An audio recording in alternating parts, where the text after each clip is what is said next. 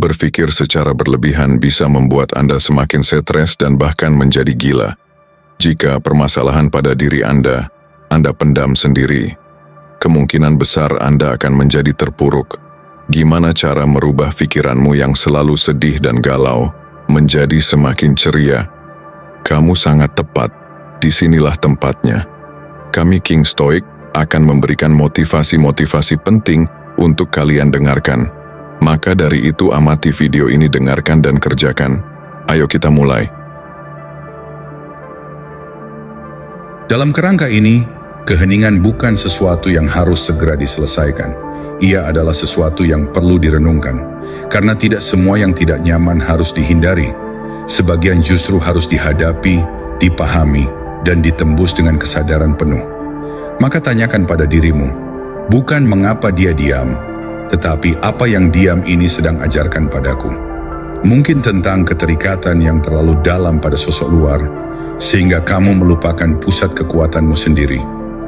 Mungkin tentang ekspektasi yang tanpa sadar, kamu gantungkan pada seseorang yang bahkan belum tentu tahu caranya memenuhi itu.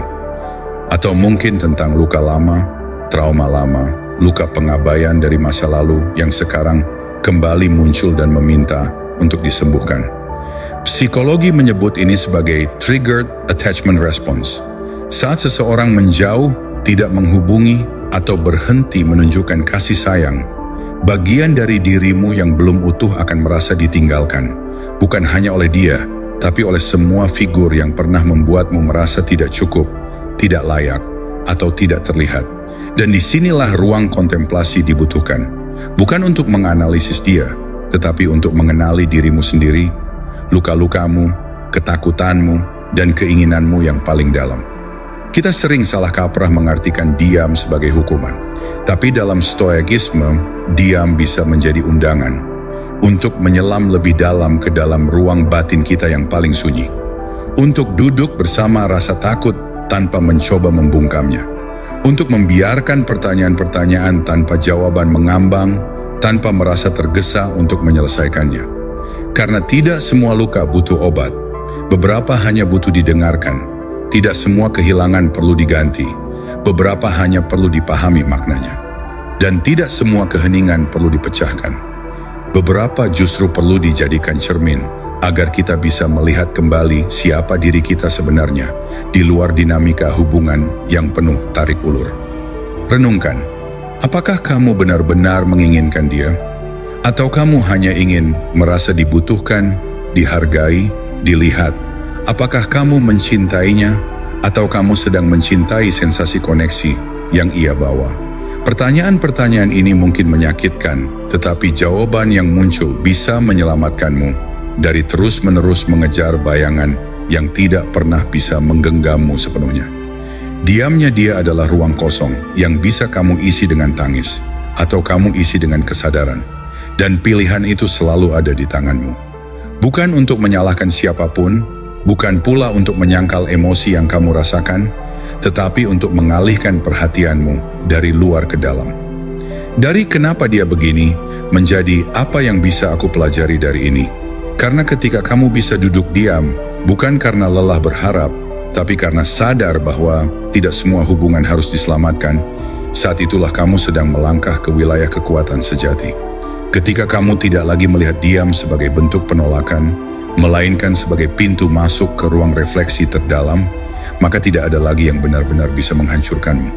Ingatlah bahwa dalam stoikisme, hidup bukan tentang menghindari penderitaan, melainkan tentang menjadikan penderitaan sebagai bagian dari perjalanan menuju kebijaksanaan. Maka jika kamu sedang berada dalam fase di mana dia juga memilih diam, jangan hanya duduk menunggu kabar. Duduklah untuk mendengar kabar dari dalam dirimu sendiri. Dengarkan, pahami, dan temui bagian-bagian yang selama ini bersembunyi di balik keramaian hubungan. Karena dalam sunyi itulah kamu akan tahu, keheningan tidak pernah datang untuk menyiksa. Ia datang untuk membebaskan.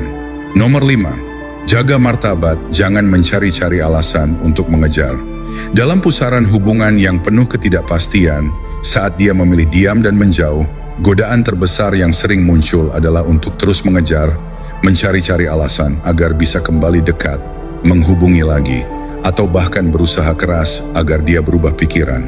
Namun, dalam filsafat Stoikisme, sikap seperti ini adalah jebakan berbahaya yang bisa menggerogoti harga diri dan integritas batin kita.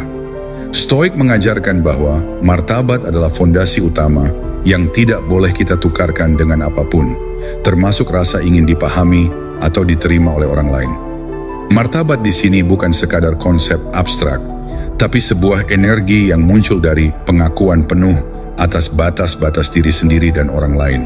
Ketika seseorang memilih menjauh, memilih diam, kita tidak bisa memaksakan kehendak untuk tetap ada dalam hidup mereka.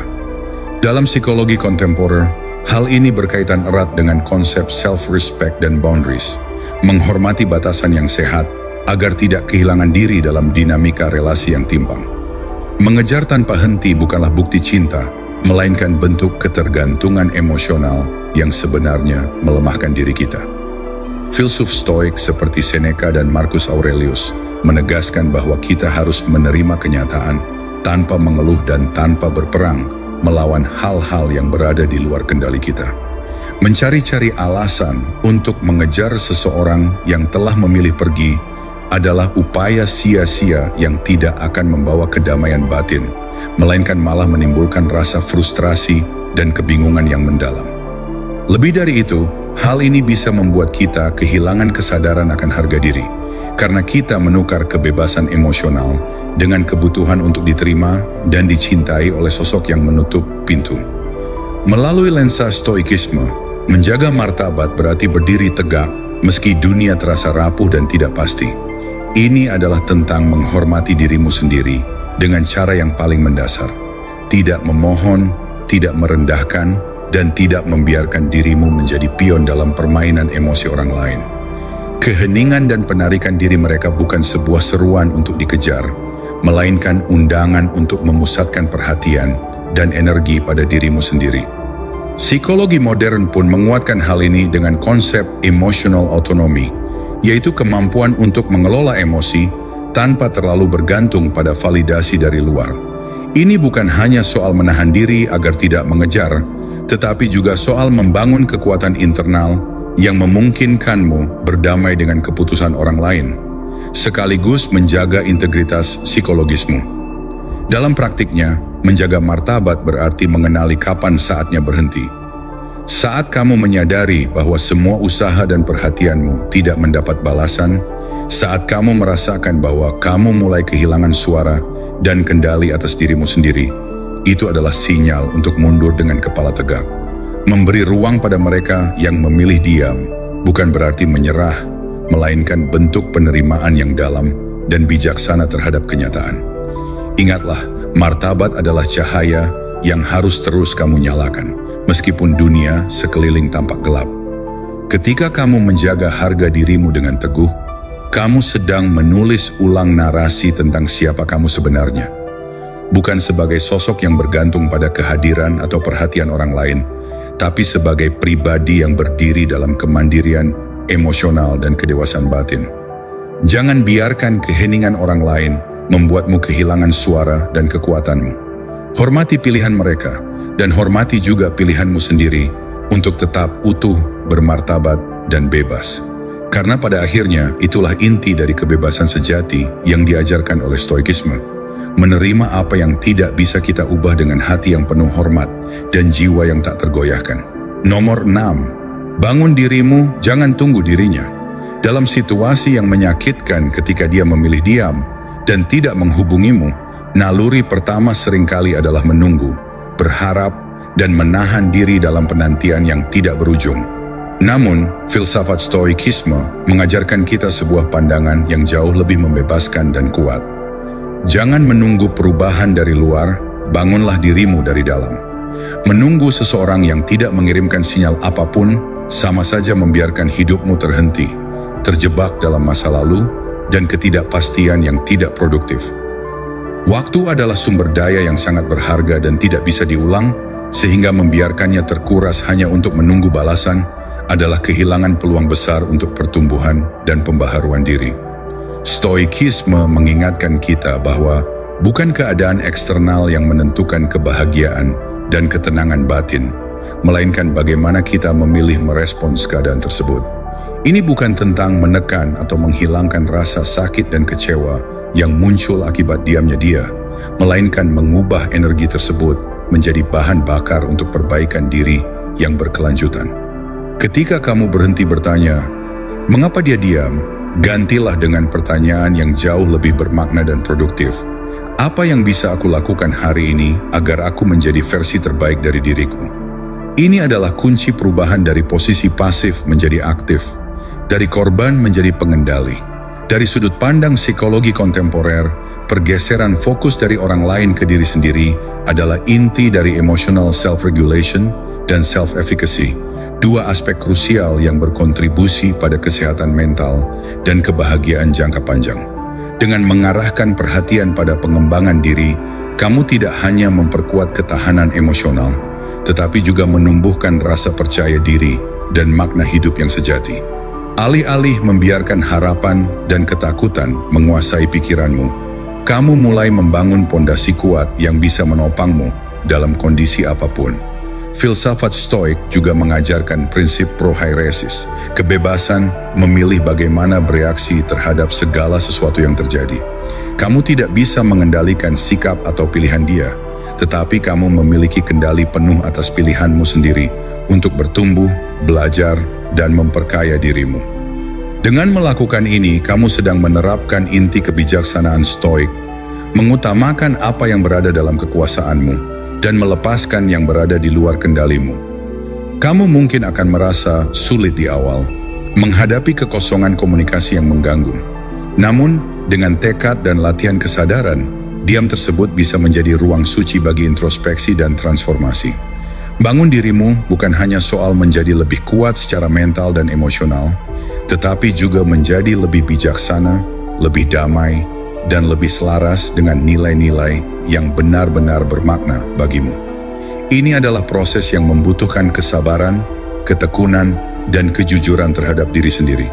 Dengan membangun dirimu, kamu menolak untuk membiarkan situasi eksternal mendikte harga dirimu dan kebahagiaanmu. Kamu menjadi arsitek dari nasibmu sendiri, bukan penumpang yang pasrah menunggu angin perubahan dari luar. Melalui perjalanan ini, kamu memetik pelajaran berharga tentang bagaimana menghadapi ketidakpastian dan kekecewaan dengan sikap yang elegan dan bermartabat. Pada akhirnya, ketika kamu menolak untuk menunggu dan mulai membangun dirimu, kamu mengukir jalan yang tidak hanya membawamu keluar dari bayang-bayang diam yang menyakitkan, tetapi juga membuka pintu menuju kehidupan yang lebih bermakna dan penuh kontrol. Ini adalah pesan utama dari Stoikisme yang relevan dan kuat. Jangan habiskan waktumu untuk menunggu seseorang yang memilih diam, melainkan gunakan waktumu untuk menjadi cahaya yang bersinar, dengan kekuatan dan kedamaian yang lahir dari dalam dirimu sendiri. Nomor 7. Cintai takdirmu. Dalam perjalanan hidup, terutama ketika menghadapi keheningan dan jarak yang dipilih oleh orang yang kita sayangi, ada sebuah ajaran Stoikisme yang sangat mendalam dan menggetarkan hati, yaitu amor fati, mencintai takdir kita apa adanya, dengan segala isinya.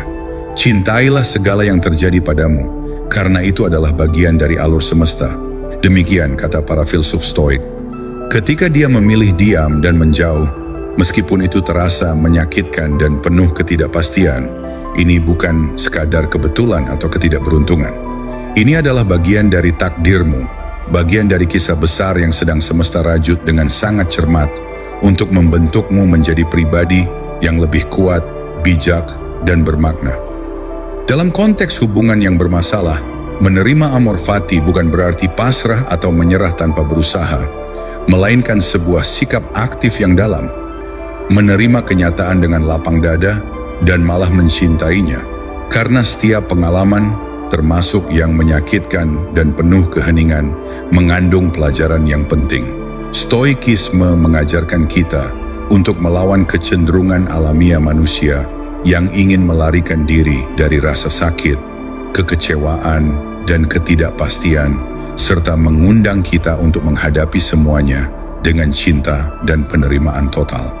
Ini bukan tentang mengabaikan perasaan, tapi tentang memandang perasaan tersebut sebagai sinyal penting yang bisa menuntunmu pada pemahaman diri yang lebih dalam. Psikologi kontemporer pun mendukung gagasan ini melalui konsep radical acceptance, penerimaan total terhadap kenyataan yang ada tanpa menghakimi atau melawan. Ketika kamu bisa mencintai takdirmu, kamu mematahkan rantai perlawanan batin yang selama ini membuatmu terperangkap dalam perasaan negatif dan kecemasan. Keheningan yang dia pilih bukanlah ancaman yang harus dihindari, melainkan panggilan untuk belajar mengenal dirimu lebih jauh, menemukan kekuatan batin yang tersembunyi, dan menyusun ulang harapan serta makna hidupmu dengan cara yang lebih realistis dan membebaskan. Ketika kamu mampu merangkul keheningan itu sebagai bagian dari takdirmu, kamu sedang menjalani esensi utama stoikisme, yaitu membebaskan diri dari penderitaan yang datang dari perlawanan terhadap kenyataan. Kamu tidak lagi terikat oleh kemarahan, kesedihan, atau rasa sakit yang menggerogoti jiwa, melainkan justru mengundang kedamaian dan kebijaksanaan yang lahir dari penerimaan penuh. Ini adalah langkah transformasi yang sangat dalam, di mana kamu mulai menyadari bahwa segala sesuatu, bahkan kehilangan dan keheningan, bukanlah hukuman, melainkan guru terhebat dalam perjalanan hidup.